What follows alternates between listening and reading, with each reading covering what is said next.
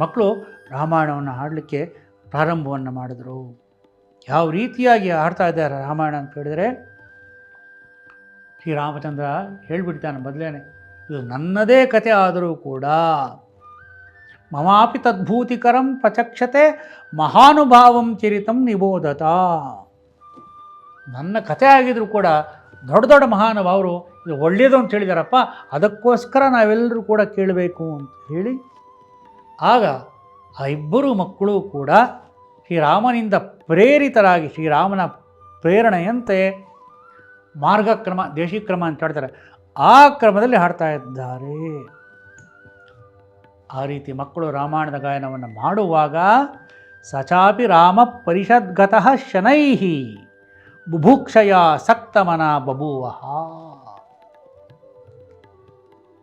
ಶ್ರೀರಾಮಚಂದ್ರ ಆ ಗಾಯನವನ್ನು ಕೇಳ್ತಾ ಕೇಳ್ತಾ ಕೇಳ್ತಾ ಕೇಳ್ತಾ ಕೇಳ್ತಾ ರಾಮನೂ ಕೂಡ ಮೆಲ್ಲನೆ ಸಂಪೂರ್ಣವಾಗಿ ಆ ಶ್ರೀರಾಮ ಕಥೆಯನ್ನು ಕೇಳುವಲ್ಲಿ ಮುಳುಗಿ ಹೋಗ್ತಾನೆ. ಮೆಲ್ಲನೆ ಪ್ರವೇಶವನ್ನು ಮಾಡಿದಂತೆ.